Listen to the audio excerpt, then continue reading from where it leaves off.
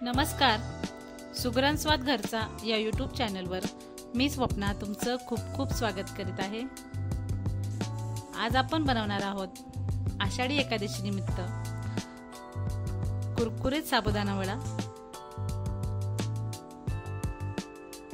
त्यासाठी लागणारे साहित्य पाहूयात। इथे मी साबुदाणा 250 ग्राम साबुदाणा आहे, हा रात्रभर भिजवून घेतलेला आहे। पाहू शकताय एकदम मोकळा आणि व्यवस्थित भिजलेला आहे साबुदाणा। अजिबात पाणी नाहीये याच्यामध्ये राहिलेलं कुठेही। 1 वाटी शेंगदाण्याचा कूट आहे। 2 बटाटे घेतले आहेत उकडून आणि हिरव्या मिरच्याचा ठेचा करून घेतलेला आहे। फक्त हिरव्या मिरच्या आहेत त्या।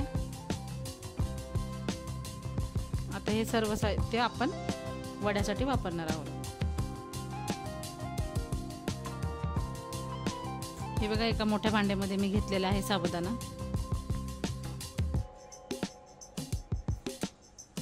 तुम्ही जर उपासामध्ये म्हणजे वड्यामध्ये जिरं खात असाल तर घालू शकता। आता इथे 2 बटाटे आहेत, ते असे कुस्करून मी साबुदाण्यामध्ये टाकून घेतलेत। हिरव्या मिरचीचा ठेचा आहे,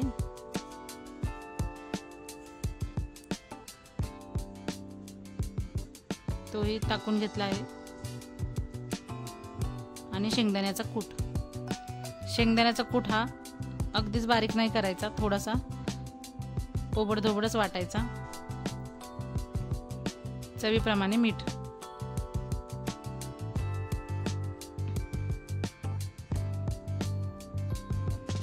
आणि आता हे सर्व व्यवस्थित सगळं एकजीव करून घ्यायचं।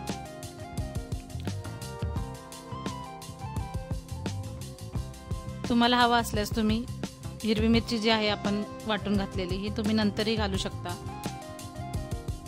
बाकीचं सगळं साहित्य घालायचं आणि व्यवस्थित एकजीव केल्यानंतर मिरची घातली तरी चालेल, म्हणजे हाताची आग होणार नाही।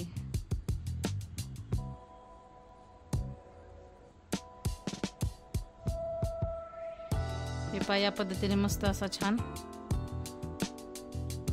व्यवस्थित एकजीव करून घेतलेला आहे मी साबुदाणा। बघा, बटाटा आणि साबुदाणा पूर्ण एकजीव झालेला आहे छान। आता साबुदाण्याचे वडे हा एकदम मस्त झटपट होत आहेत, अजिबात कुठेही सुटत नाहीयेत। आता व्यवस्थित हा वडा आपण हाताने असं याला शेप देऊन थापून घ्यायचा। गरज लागल्यास थोडं थोडं पाण्याचा हात घेऊन वडे थापून घ्यायचे।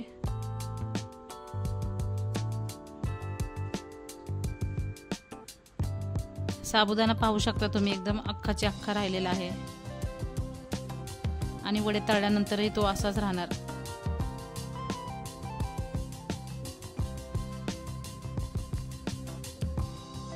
या पद्धतीने छान असे मस्त वडे मी छोटे छोटेच वडे आहेत, मस्त असे थापून घेणार आहे।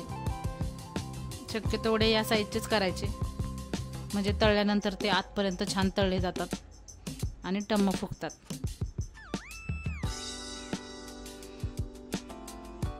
हे मिश्रण हे पाहू शकता तुम्ही, इथे सर्व वडे मी असे थापून घेतलेले आहेत। आता तेल छान कडकडीत गरम केलंय। हे सर्व वडे आपण तेलामध्ये टाकून घेऊयात। जेवढे मावतील तेवढे वडे इथे टाकायचे।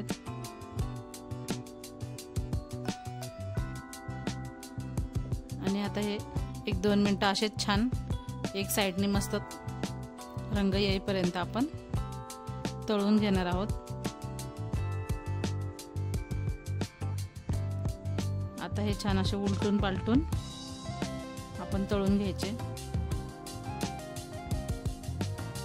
आता इथे गॅस मी मीडियम केलेला आहे।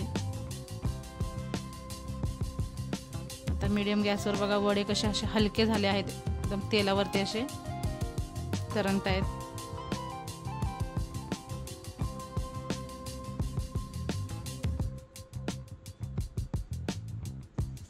वडे असे छान तेलावरती तरंगू लागले की समजायचं आपले वडे छान आतपर्यंत शिजलेले आहेत। पाहू शकता इथे आपले वडे तयार आहेत. मस्त असा सोनेरी रंग आलेला आहे वड्यांना.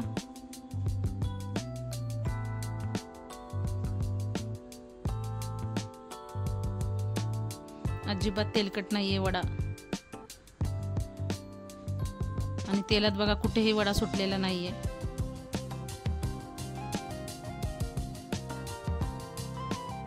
या पद्धतीने मी सर्व वडे तळून घेणार आहे.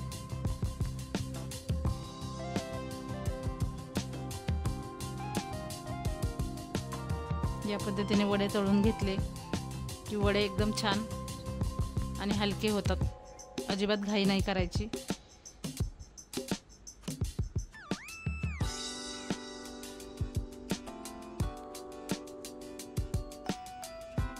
तुम्हाला जर हवा असल्यास थोडासा साबुदाणा मॅश करून नंतरही तुम्ही वडे थापून घेऊ शकता,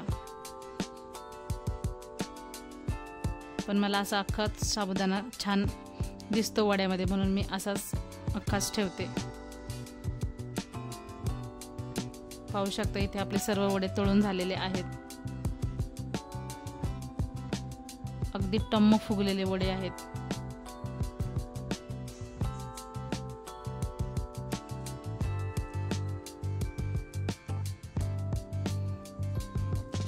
हे पहा आपले वडे तयार आहेत. इथे मी फोडून दाखवते.